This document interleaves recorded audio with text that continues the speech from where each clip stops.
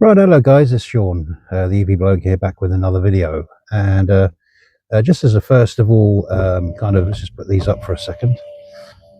Just as a first of all, thank you really to everybody who's been subscribing to me.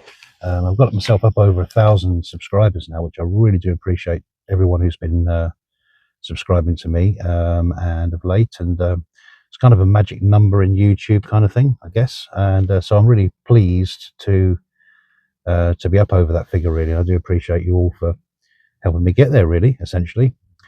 So that's the first point there. The second point is last week, I should put some pictures up in pop-ups over here. I had an accident with St. Nick, my BYD Atto 3. I had it in reverse instead of drive, and then I reversed back at a junction and I don't know how I'd done it. And I mean, since driving since 1990, not had an accident, and there you go and do something silly like that. But it was a very, very fine hit. I hit a Suzuki Swift that was behind me, which actually in hindsight was actually the worst kind of car I could have hit, because it was right on that line. It was a small car, it was right on line with the boot lip, and it just nicked the boot lip, and it's just kind of created a little bit of a dent, as you can see on the pictures there. Done more damage actually than you probably would have expected for what actually happened. But anyway, so that's what I did. So I then, it's gone in today for for the work to be done on it. So I'm probably going to have the current car I'm sitting in for a little while. Though this is not a EV, so as a heads up before we get into it, if you're purely watching me just purely for EVs, which of course is pretty much all I normally would do anyway, then you might not this might not be the video for you. But if you're interested in an MG3, which is what this is, then stick around. So we're going to go over it all now. We're going to I've had a bit of time with the car, so I've worked out all its little quirks and all the rest of it and that kind of thing, and got a general feel for the car now, having driven it for a bit.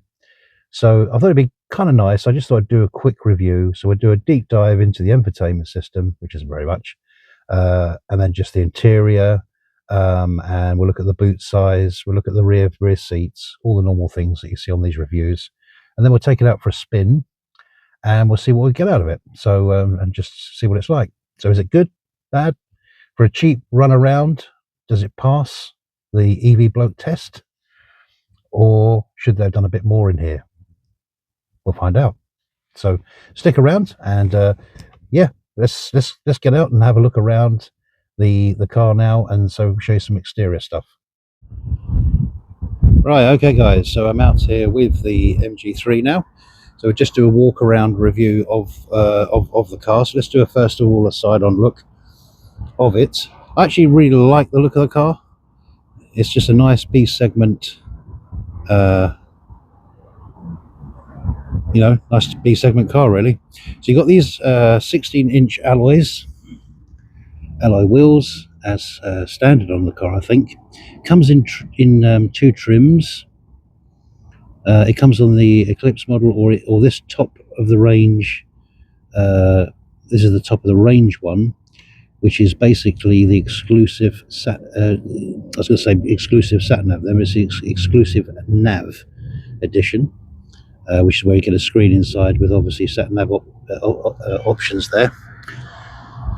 So let's walk around. So this is the rear view, guys. This is just pre the facelift. There's a facelift of this car, and in actual fact it's a completely and utterly different car. So it's totally different, the car is. So we'll have to I'll have to make sure that I put the specs of that up. But anyway, so that's the rear end. So let's have a look into the boot. So you've got 280 litres in here. I've got bags in here at the moment, but it's actually quite a good deep boot. In fact, for 280 litres it's not actually that bad. And you have this lift up here with some more storage down there, and it's to say it's 280 litres. And then if you drop the rear seats, which are 60-40 split, you get 1,200 litres. So for a B segment car, that's not too bad, to be honest with you. It's not too bad at all. So we'll put those back in for now. I only picked this up today. believe it or not. Now that's the it's only got one catch on that, but that's the catch there. Well, let's take a walk around the side view. Let's say it's not a bad profile car really. The wing mirrors don't fold in, so they're just there all the time. They're probably pushing, actually, I should imagine.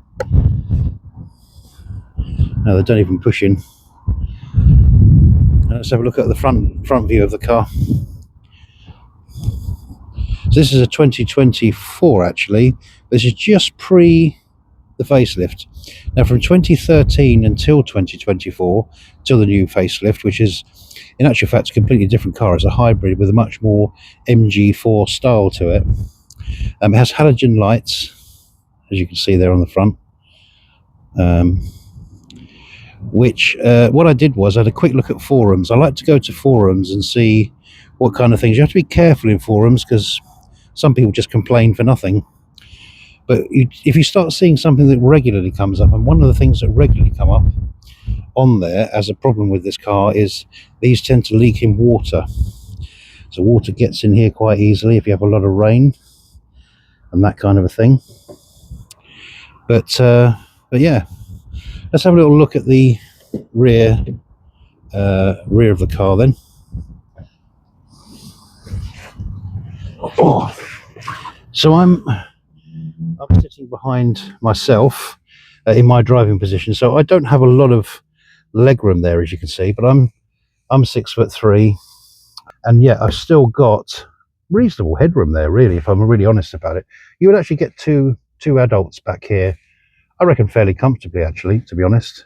I don't think that'd be a huge problem.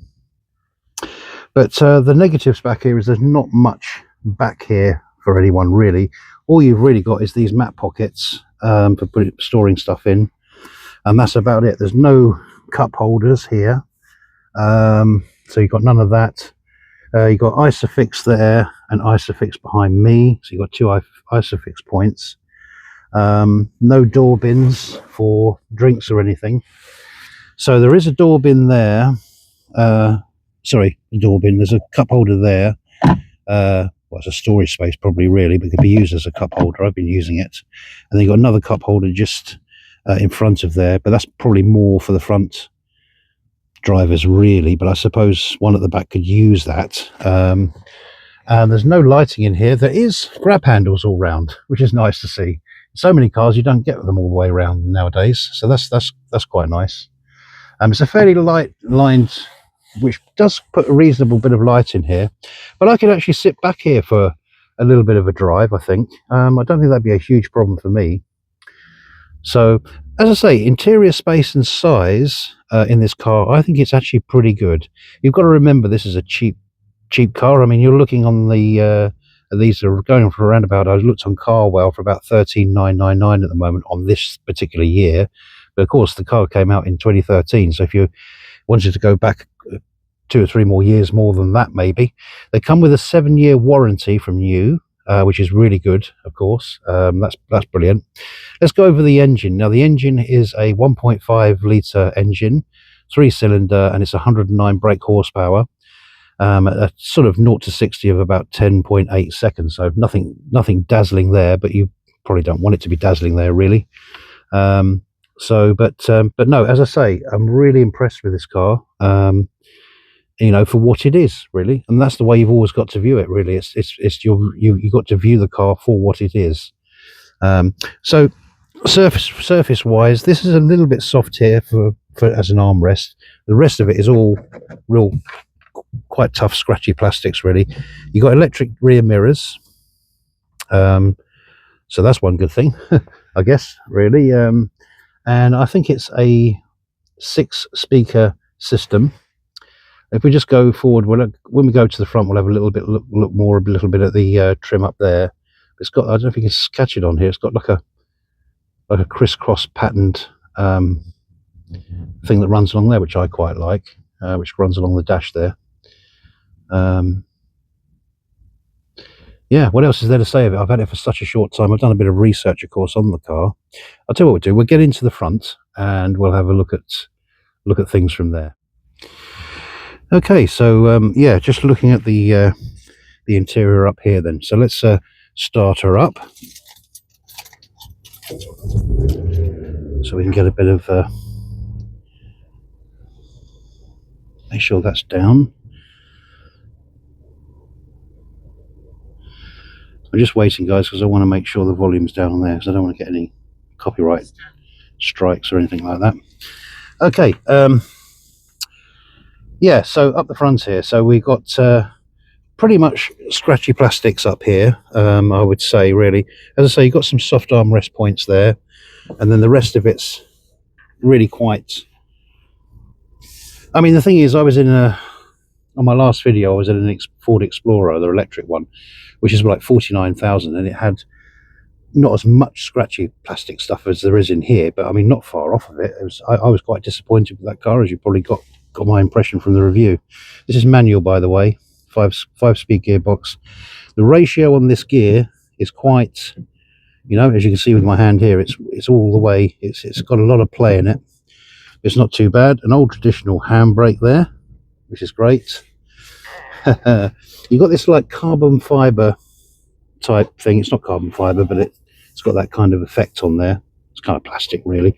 That runs along there. It looks quite nice. And then, as I say, with this bit up here that I showed you in the rear, I quite like, which runs around here into this small infotainment screen. This infotainment screen is 8 inches, and it is what it is. It's quite basic, but it does what it does. You've got an old traditional dials for this particular for the binnacle display, with your rev counter over here, of course. Your amount of mileage. This hasn't done an awful lot of mileage for a last year car, 4,962 miles. So not done an awful lot of that in what, just about probably a year. There's your speedo over there. It gets about 40 mpg, 40 miles to the gallon, so not brilliant actually for a tiny car like this. But it does have a 1.5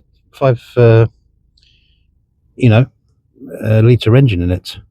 And then on here you've got your if you can get that in the light there, you've got your music there, you've got your mutes there. You can also change your tracks, and you've got your volume up and down for when you've got your music on. And then over here you don't have adaptive cruise control, but you actually have cruise control. Like I say, there's two versions of this. There's the Eclipse, I think it's called the Eclipse, and this, which is the exclusive sat nav, because it does have sat nav on it. So let's just go into the infotainment system now while we're talking about that. So on here you've got Bluetooth capability, so you can connect your phone. But if you excuse me, if you have Android phones, you cannot connect to Android Auto on here. I have no idea why, but you basically can't. But you do have, as you can see there, Apple CarPlay. So if you've got an iPhone, you're in luck on this one. I haven't gone into all the video stuff and everything like that now. I'm assuming you can somewhat connect to some kind of video platforms on that. That's the radio there. And then here, of course, is the navigation. It takes a little while to load up. I haven't used it yet, but I'm assuming it's going to be pretty basic. But it's probably more than capable of getting you from one place to another. I'm sure about that. So it comes up with that every time. Drive carefully is your risk and all that kind of stuff. And you just got a menu there. So new route, and then you just put in your route and off you go. So that's it. So at least it does have that, which probably I suppose is quite important for the person if you've got an Android phone, because you won't be able to connect to your Android Auto. So you're going to need some kind of thing that way. If you want to go back to the main screen, you can always press from here, and it always takes you back to the main screen. So that's how that works. Under here you've got the climate control, so brilliant, wonderful climate. All your climate control here is all set up over here, so you've got your temperature up and down gauge, and it comes up here on the screen as well, so you can see where you are with it if you like. So you can adjust that from there. There, of course, is your air conditioning, so you put that on in hot weather or warm weather. And then there, obviously, here's your directionals if you want it coming onto the face and feet, and then sort of like a demisting one. You've got the rear demister and the front demisters there, and this one here which changes your speed. speed of the fan. So that adjusts the speed of the fan there. So that works out quite well. So yeah, so that's it. And then down here, you've actually got traction control, which you can turn off. That's brilliant. Go out for a bit of a slide. And this one is the auto function for when you pull up to lights and things like that. It obviously cuts the engine off for energy saving and pollution, you know, protecting against pollution basically. But the new car of this is actually a hybrid. It looks much more like a smaller version of an MG4. I'm going to put some pictures up now so you can see it, see what it looks like, and it's a completely different car to this one. This actually hasn't been facelifted or had any changes from 2013 till 2024, which is quite a long time for a car to have virtually no changes done to it. Excuse me. So that's why you can really see some quite old tech here. Right, now underneath here, you've got a 12 volt over there, so you can use that. And then you've got a USB A port here, which charges really, really slow on the phone. And as I say, you can't connect to Android Auto in my case, so it doesn't even help with that really. It's just for charging, but it's very slow. I've noticed. Hazard warning lights there, didn't mention that one. There's obviously a gearbox. And then back here, you've got a little tray there for putting your keys or whatever. A cup holder there, cup holder there, and that's kind of about it. This actually fits the phone quite nicely. I put my phone in there, so that actually works out quite well for that. And now let's talk about the interior of these seats. These are actually sport seats, believe it or not, as they're claimed to be. They're actually fairly comfortable. They hold you in position quite well, and I'm actually quite pleased with them. I wouldn't say they're as good as my seats on my car, but mine's a £39,000 car. This is 13, so you don't expect it to be really, in a sense. So that's it. Your gauge is down there. You've got your gauge there, which is for your neutral drive, neutral first gear, second gear. Tells you what gear you're in on this part here. And then, as I say, there's your speedo there. Sorry guys, it's going out of focus a bit there. It's done very low mileage, I've got to say, very low mileage. But overall, I mean, you have to think of the price point of this car, and I actually like the looks of the car. I'm going to go over a bit with the driving side. There's a few things I'm not so happy with on the driving side, but I can kind of even forgive it on that. But I mean, I normally complain about interiors with all these scratchy plastics, but I can't do that on a £13,000 car. You know, I just can't do that. You know, I'm not expecting great things in that regard. It's still got some nice little touches here to break it all up a little bit. Could do with a little bit more storage. It'd be like, may have been nice to have had more of a sort of a thing here for an armrest or something, which, you know, you're in so many cars now, which you could lift up. But of course you've got the handbrake here, I guess.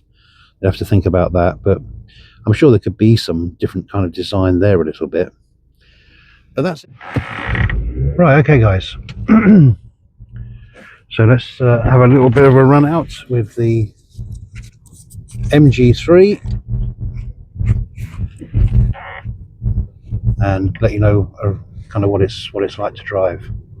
And I haven't actually driven a manual for about 6 years, I guess, since I've driven an actual manual car. So it's been a while since I've actually driven a manual now, but yeah, that's okay, that's cool. Quite enjoying it actually.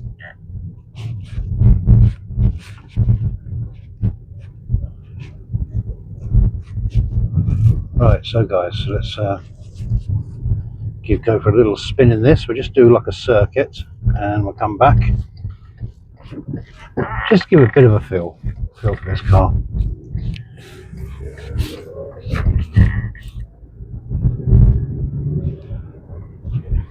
Picks up reasonably well. I mean, it's going to be nothing tremendous, obviously, for speed. It's pretty obvious really. It's not built for that, and it's not that kind of a car, so you're not going to notice anything on that regard. But wind noise, not too bad. I'm doing 30 miles an hour at the moment, going into a 40 zone. Quite a bit of play in the gearbox, but that's okay. It's fairly juddery through the gears as well. And I did see one or two other reviews of this car mentioning that at low speeds you feel everything coming through the cabin a little bit, which of course tends to be kind of a little bit of the case with a lot of small cars anyway. I mean, unless they're really damped very well. But at this price point, you're just not going to see that really, I wouldn't say. So we're just heading down onto the sort of side road to get onto the A33. Sorry if you can't see me that well, guys. There's not much I can do about the light, I'm afraid. But yeah, in fifth gear now, doing 45, no problem.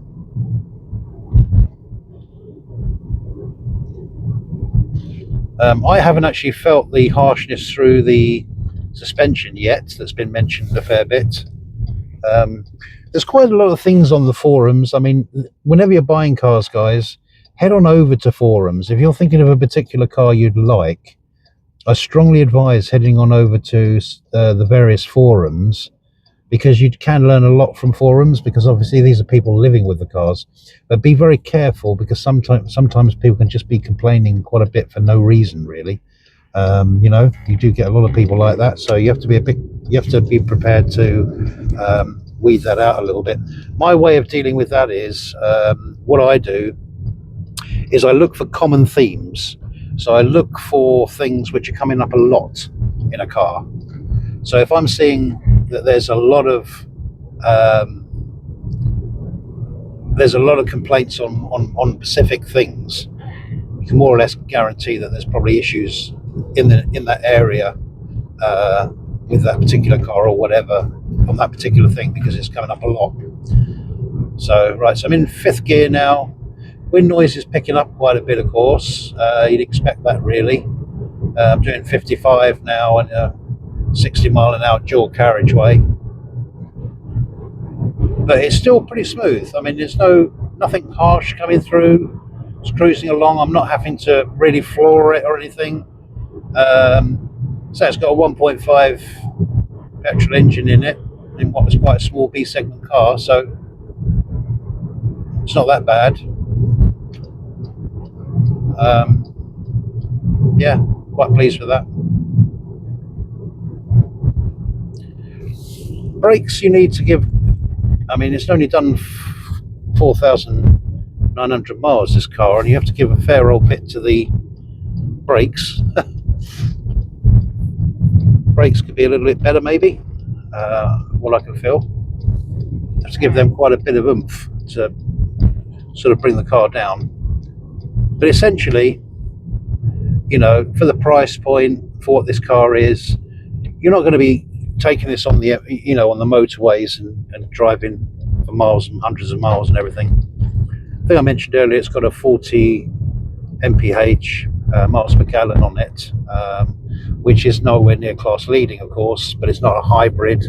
Hybrid technology is what's taking them up into the 60-70 miles, 60 or 70 miles per gallons now. We're starting to see.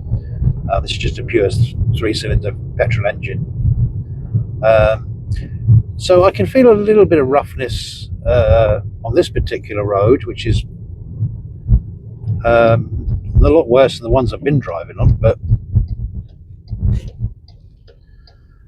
that's it, guys. I'm going to probably have this for about a week, so if you've got any questions about this car, please do put them in the comments. If you're thinking about getting one of these, let me know, and I can or if there's anything you want to see in this car particularly, let me know again, and I can do some other videos on it. But as far as I'm concerned, that's really what I wanted to show you guys, was just the actual overall picture of it, really. Like I say, it's this is a 2024. This must have come in just before the update, actually, before the refresh, because as I say, it's only available as a hybrid now, I think.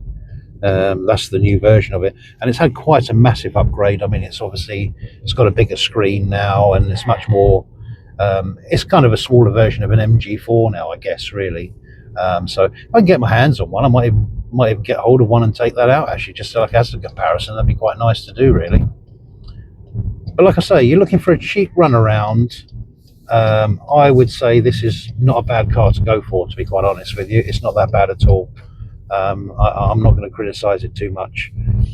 You've got to, when you're looking at these cars, you've got to look at the price point you're buying them for, and all the rest of it, what they're basically designed for. This is a city car, you know. This is a car to go to work in, maybe pick up a couple of kids from school if you are, chuck the shopping in the back, that kind of stuff, you know, the everyday kind of stuff that you're going to do. Nip off to the gym. This car's more than capable of doing those sorts of things, you know. So I'm probably going to get a load of comments. Why am I doing petrol cars when I'm EV bloke? You know, obviously here for EVs. Like I say, as I've said from the word go, I just felt like doing it really because I just thought, well, it's something different. You know, I've got this car for around about a few days, really, at least while mine's in having its repairs done. So I thought, let me just do a little quick review. Sorry, I've got lots of shadows on the camera, guys, so I really do apologise about that. But anyway, like and subscribe. I really do thank everyone who's been subscribing lately. I mean, as I say, I've got myself up over 1,000 subscribers now, and that's brilliant. You know, little old me, I'm no car reviewer or anything like that. I just had a car that in the BYD Atto 3, I had that car, and with the BYD Atto 3, I just saw there wasn't very many people in the UK that was really reviewing it or looking at the car or testing it or anything like that. So that's really why I started the channel.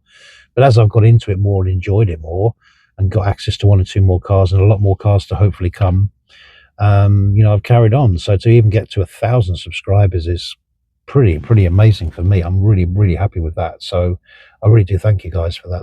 That's a real be nothing without you guys, really.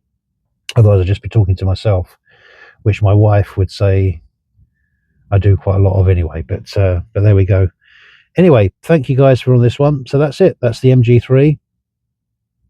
You know, check it out, guys. Check out the competition as well, because there's a lot of stuff, B segment petrol cars out there. So if you don't want to go EV at the moment, you don't feel it's right for you yet, and you still want to carry on with petrol, then by all means, this could be one for you. But test out other B segment cars as well. There are cars out there, I think, with better interiors than this one. But like I've said before, I'm not criticizing the interior on this and storage and everything, because it's, like I say, it's literally a car to get in, drive to the shops, do your shopping, drive to work, park up, leave it there all day. You know what I mean? It's just a day-to-day. This isn't something you're going to go camping in or something like that, you know, take on road trips and go on holidays with. I wouldn't think so anyway. I wouldn't think I would even advise it, really. So excuse me. So yeah, check out other videos on the channels, guys, and look out for the stuff that's coming. As like I say, I hope to be getting hold of a few more BYDs of the other models that are coming out this year. The BYD C-Line 7 is kind of like out getting some reviews coming in now, so I'd love to get my hands on one of those. So if I do manage to do that, I shall let you guys know and do a video on that for sure. And then just loads of other cars. The Renault 5 I'm hoping to get soon. That's another one. This is just one that's just slid in the middle of it all because it just was an opportunist moment to do it, because I've got this car for a few days, so I just thought, let me just do a quick review of it. I'll probably get no views for it, but there we go. Anyway, whatever. Thank you, guys. I'm going to get off to do some other things now. And as always, thanks so much for your support, and I shall catch you on the next one.